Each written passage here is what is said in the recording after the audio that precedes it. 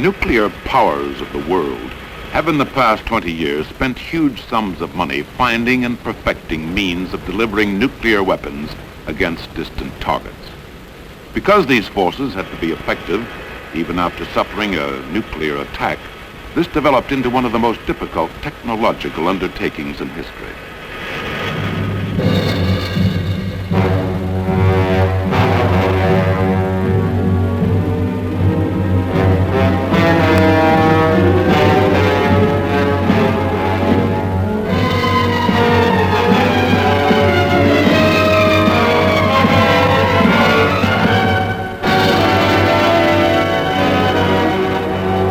In the series, The Struggle for Peace, Nuclear Forces.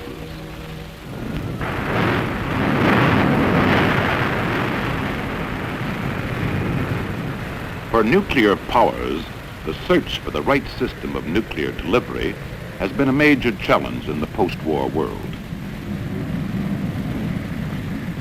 No expense has been spared. Whole new areas of technology have been opened up, as governments came to realize they had to find systems which could survive a surprise nuclear attack and then strike back with certainty. Only in this way could they effectively deter an enemy.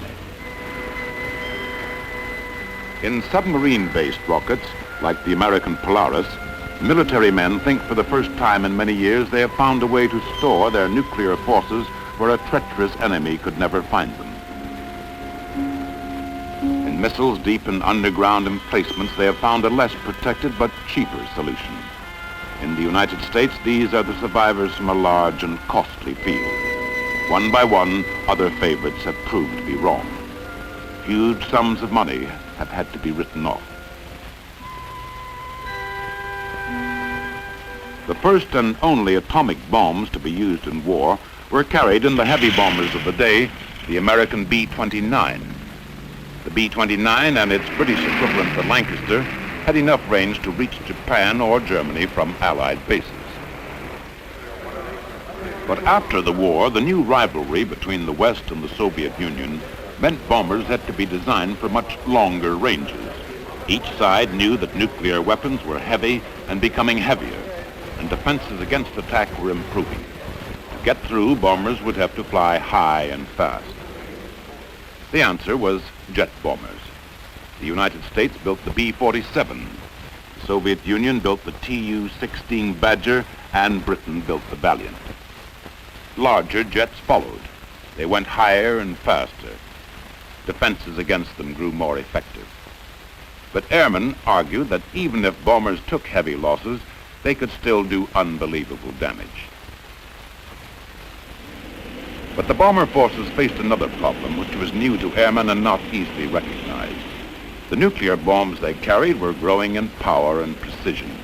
This meant all nuclear bomber fleets could themselves suffer enormous damage if they were caught on the ground by a surprise enemy attack. What this meant for bomber forces was first realized in America in 1953 by scholars at the Rand Corporation. Their conclusions are summed up by the man who ran the study, Professor Albert Wohlstetter. Well, the basic conclusions were rather shocking.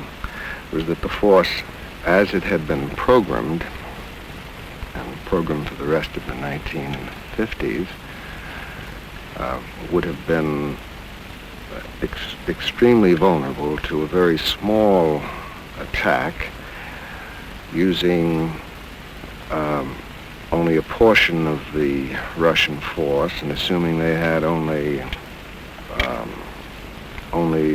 World War II sorts of aircraft, essentially Tu-4s, and assuming that they had just about a tenth of the stockpile. These things were at that time, of course, all classified, but it's since been declassified. But we're assuming that they had much smaller capability than was then attributed to them.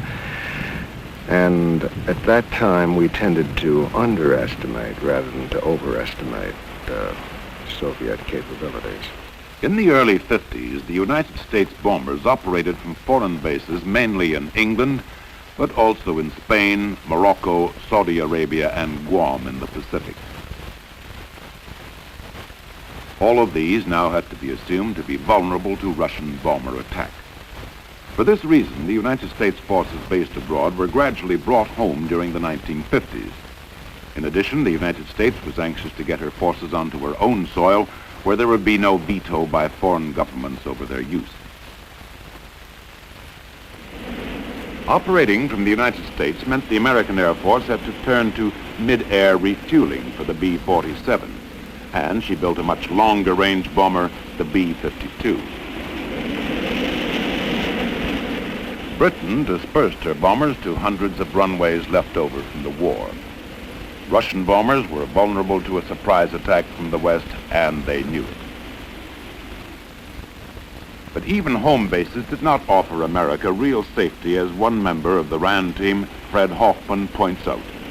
The focusing on the problem of vulnerability for our B-47 aircraft led next to the question, what happens when the Soviets develop sufficient long-range aircraft with sufficiently long range and enough of them, to reach the United States itself? And that posed a more serious problem of vulnerability.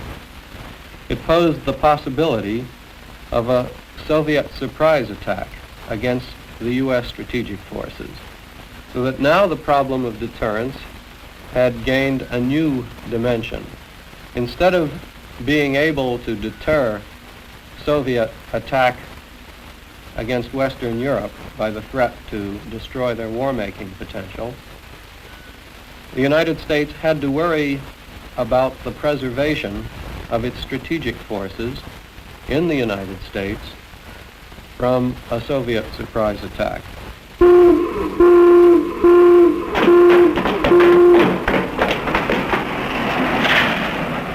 The Strategic Air Command began to mount a 15-minute ground alert, with 1/3 of its crews constantly ready and frequent exercises in scrambling.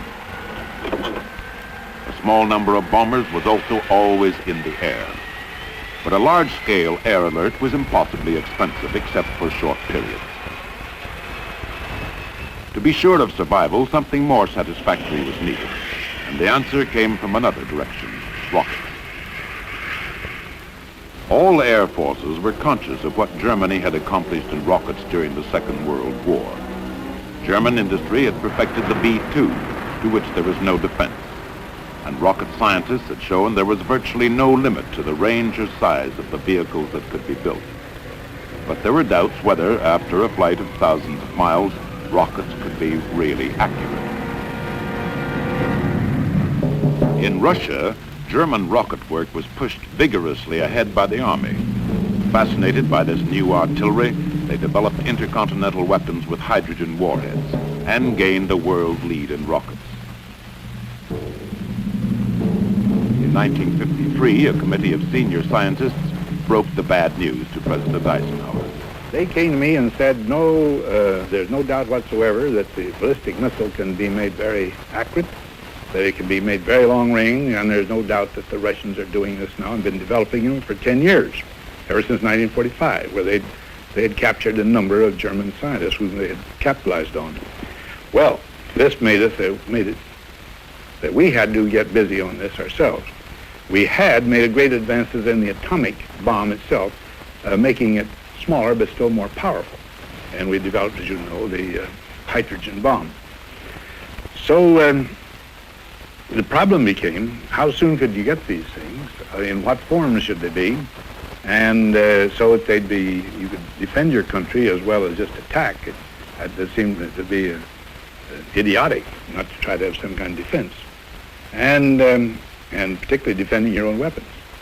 Out of this whole thing came a very urgent program, and hadn't been taken on before. When I came there, I don't think more than $1 million had been set aside specifically for ballistic missiles in a year. Well, we upped this up and got a lot of information about it. The Americans tried hard to recover their lost lead. A program which had been started after the war and then dropped now became top priority, the Atlas rocket. After the Russians had shocked the world in 1957 with Sputnik, a scaled-down version of Atlas called Thor was sent to England. There were 60 Thors. They gave the West its first ballistic missiles. The Americans had nearly missed the bus. But there can be luck in what you miss as well as what you achieve. The first big rockets, both American and Russian, did not solve the problem of vulnerability. They were in fact more vulnerable than bombers. Their fuel was highly inflammable and difficult to store. And, unlike the bombers, they could not be kept in the air in a tense situation. But rockets offered new possibilities, and these were first seen in an unexpected place, the United States Navy, which had pioneered nuclear-powered submarines. When someone came along with the Polaris, we got very busy, and within my own administration, it was conceived, designed, and we had them, some of them afloat and operating before I left. This was really a great development, because here you had something with naturally, at least practically impervious to hostile action, and could, with great precision, lay weapons where it wanted to. It was, in other words, it was a very strong deterrent, because the fellow said, even if I put 1,000 on in one blow in the United States, I've got all these things. And we built quite a number of them. I've forgotten the total number of them, but I think our first target was 40, something like that. Atomic propulsion had made the true submarine possible. In all the vastness of the ocean, it would be incredibly difficult to find. But there could be no question of putting liquid fuel rockets like Atlas and Thor into a submarine. To use the submarine as a rocket base, it was necessary to develop a new kind of rocket fuel which came from the factory in solid form and which merely burned off like gunpowder when it was fired. This is what made it possible to store rockets in submarine tubes. This is what made possible Polaris.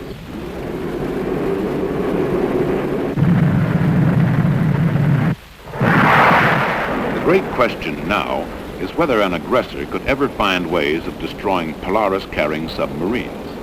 A former British Sea Lord, Admiral Sir Peter Gretton, cannot foresee the day. The reason for this confidence in undetectability is that the nuclear submarine no longer has to come to the surface, stick some part of it above the sea, and so make itself liable to detection by radar from an aeroplane or from a ship. And therefore, you must rely on other means of finding the submarine. This means, the only means at present known, is the acoustic beam, the sonar. And for physical reasons, which science has not yet been able to change, the sonar beam is an unreliable instrument. Its range is limited, its range varies, and it's liable to considerable interference through physical causes in the sea, which make the possibility of 100% detection, even within short range, not certain. Solid fuel widened the possibilities of what could be done with rockets. One ballistic missile, Skybolt, was even stored under bombers, but because bombers could be hit on the ground, the Americans preferred Minuteman, a land-based rocket, cheap and easy to control, and only vulnerable if the Russians built hundreds more missiles. So, Polaris and Minuteman became America's choices. Britain had developed Blue Streak, a large liquid-fueled rocket in cooperation with America. Because this was vulnerable, the British canceled it. Then, for her bombers, she ordered Skybolt. When Skybolt was canceled, she switched to Polaris, enough for 4 British-built nuclear-powered submarines, a force of 64 missiles. In the Soviet Union, the search for safety from surprise attack began much later than in the West, and has only recently led to a limited number of rocket-firing submarines. For years, Russia put her trust in secrecy about where her missile and air bases were. That secrecy was destroyed by satellite photography, made possible by the exploration of space they had pioneered. On land, the Soviet Union is building deep emplacements for her missiles. But she has a problem protecting her big liquid fuel rockets.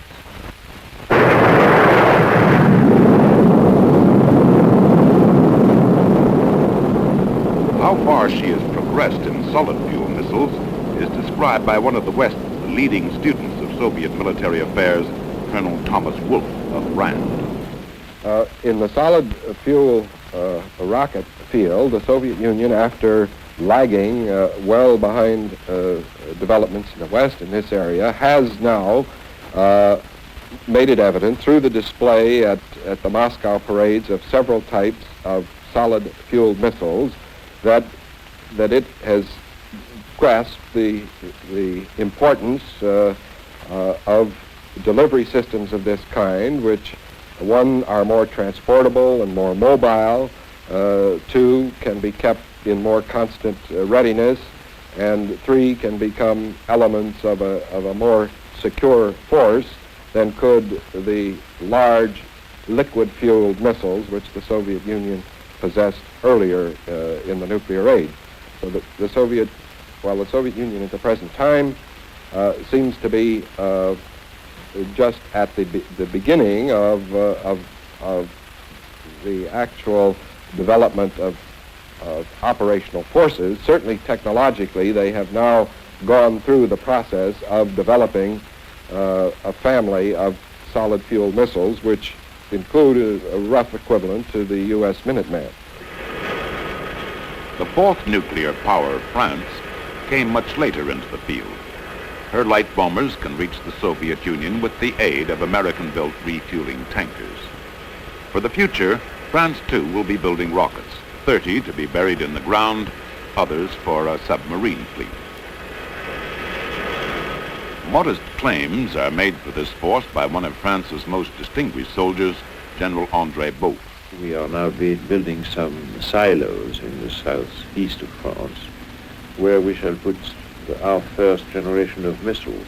And at the same time, we are building up nuclear submarines.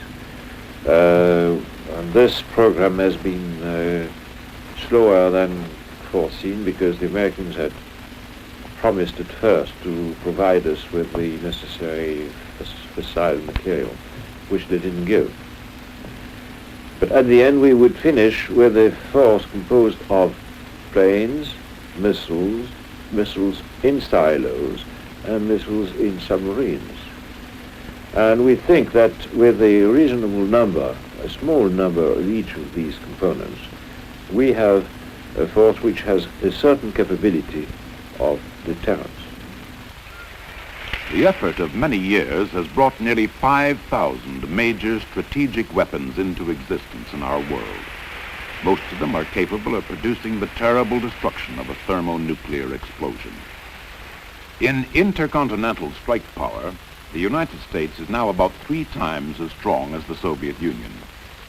The United States has 656 sea-based rockets. The Soviet Union, 140. The United States has 600 long-range bombers. The Soviet Union, 200. The United States has 1,000 land-based rockets. The Soviet Union, 275. But targeted on Europe, the Soviet Union has 1,000 medium-range bombers and 700 land-based rockets, making her strategic forces in overall numbers equivalent to those of the United States.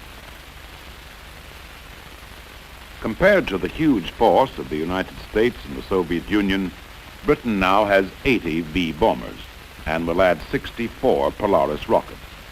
France has 62 bombers with some 30 rockets to come. Complex radar systems exist in the West to give warning of bomber or missile attack, but actual defenses are a low priority. In the 1950s, while Russia spent 3 times as much on defense as offense, the United States spent 3 times as much on offense as defense. Both in North America and Europe, anti-bomber defenses are limited. Anti-missile defenses do not exist, but the warning radars do. Over the pole, the front line of this radar system is the Ballistic Missile Early Warning System, BMEWS, with stations at Clear, Alaska, Fuel in Greenland, and Fylingdales in England, scanning between them over 3,000 miles from eastern Siberia, round over the North Pole, and down to Turkey. BMEWS searches the sky for missiles, but there is also a radar watch for bombers. For North America, there is the distant early warning line running along the top of the continent. And 600 miles further south, on the American-Canadian border, the Pine Tree line of radars. All of these systems feed information back to Colorado Springs, the headquarters of NORAD, North American Air Defense. And they are linked into the NATO early warning line against bomber attack on Western Europe. North American Air Defense has large numbers of fighters, but the value of expensive defense against bombers has been in dispute for many years, especially as there is no effective defense against missiles, either by fighters or by NORAD's ground-to-air rockets like Beaumark. But other weapons have been tested in the United States and Russia which could intercept attacking missiles. Such weapons are called anti-ballistic missiles, ABMs. Russia may already be building them. My own inclination is to feel that the Soviet Union is moving toward at least a token deployment of ABM. Whether this will be a truly large-scale effort accompanied by the necessary civil defense measures to make it an effective defense of the population as well as a military objectives, I think this is still a question that the Soviet leadership itself perhaps hasn't made up its mind about. The leading American ABM system is called Nike X. So far, the administration has resisted strong pressure to put it into production. The Nike X system for protecting American cities has three components: a sophisticated long-range radar and two guided missiles with nuclear warheads, Nike Zeus and Sprint. Attacking ballistic missiles are picked up and tracked by the Nike X radar. When they are about 400 miles or 1 minute away from target, but still outside the atmosphere, Nike Zeus missiles are fired to try to destroy them. The incoming missiles may send out decoys, and some warheads will evade Nike Zeus. These can be identified once they are in the atmosphere, so against those warheads not destroyed, Sprint is launched when the warheads are only 30 miles and seconds away. So then, even if Sprint destroys all the remaining warheads, there is a real danger of nuclear fallout contaminating the nearby cities. To give any real protection, the Nike X system would have to be coupled with a big program to increase fallout shelters. For while Nike X was handling 1 or 2 attacking missiles, a third or fourth could almost certainly get through. One skeptic is President Kennedy's scientific advisor, Dr. Jerome Wiesner. First of all, I am not convinced that one can make a system that will be really very effective in the event of a nuclear exchange. I think that things are so complicated and the degree of maintenance that's required is so high, and the techniques for confusing the system if one wants to employ them so obvious that an attacker will always be able to stay ahead of such a system. I think we're very likely to overestimate the capabilities of such a system, both we and the Soviet Union, if we're facing them. I think the natural consequence of a deployment of an ABM system is acceleration of the missile forces on both sides, with the likelihood, at least, that if one was faced with a nuclear exchange, the amount of damage that would be done would be greater, not less, after the deployment of such a system. It obviously is a very costly thing. People are now estimating that a really good system, along with the fallout shelter program that would be required, would cost to the order of $30 billion. Then I think that we would be required beyond that, as I say, to spend money on ballistic missiles to offset the apparent effectiveness of these systems. With the American government, these arguments against Nike X have carried weight. Attempts to perfect it go on, but there is a reluctance to deploy a system that would cost billions and could still be overcome by the Russians. But there is another rival nuclear power, China.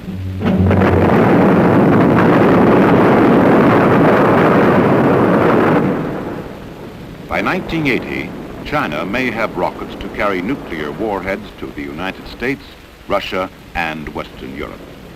The leading advocates of Nike X say it should be designed to handle China. I believe that the ballistic missile defense system that can work against a light attack by an unsophisticated or small adversary is quite feasible, and at a cost that's modest by comparison with the sorts of expenditures that we've made on active defenses in the past.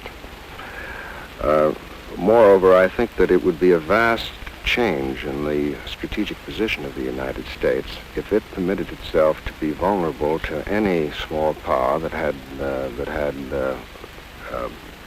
ballistic missiles which it could use irresponsibly. The United States can put down handle attacks by small powers, light attacks today using aircraft, and I think that it will want to continue to be able to handle small attacks. If it didn't, I think that it's a lot of the guarantees that it extends to powers against coercion by third powers, and specifically nuclear powers, would be vastly diminished in their effectiveness. But the American argument about China's nuclear force is unresolved. The strongest argument that's being made in the United States today for the deployment of an anti-ballistic missile system is that it would give us some protection against a modest Chinese nuclear weapons system. And it's certainly true that it would perform more effectively against such a system than against a massive Russian attack.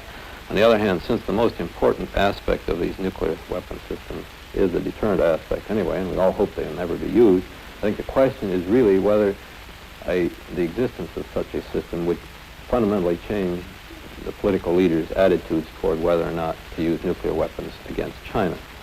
I don't believe that any technician or expert would ever assure our president, for example, that a system would be foolproof even against a modest Chinese attack, and one would have to admit the possibility that one or two or three American cities might be destroyed even in a modest Chinese attack. So I think fundamentally the situation would not be changed very much. It might give us a kind of confidence that we have today for an extra year or two, but it hardly seems worth the expenditure to make for that purpose. Here, for the moment, the great strategic arms race stands. The heavy nuclear weapons have been found lairs where they seem to be safe from surprise attack. And the result of this has been a striking reduction of tension between the great powers. In spite of uncertainty about ABMs, the United States and the Soviet Union know that they cannot be disarmed and destroyed by some blitzkrieg from the land or air. No matter what happens, they will be able to deter and, if necessary, to retaliate overwhelmingly.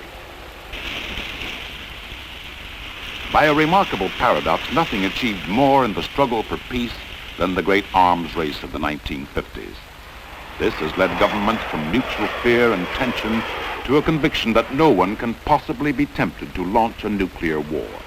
The weapons of retaliation are safe from destruction, and the great powers know it.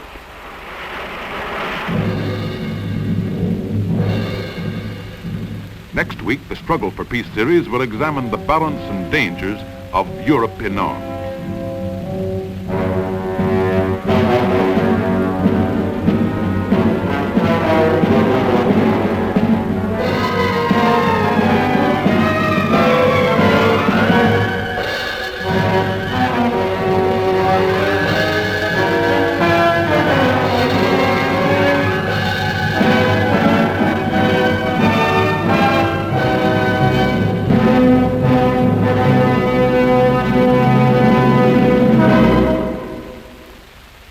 This series is presented in conjunction with the publication of the book, The Struggle for Peace, by Leonard Beaton.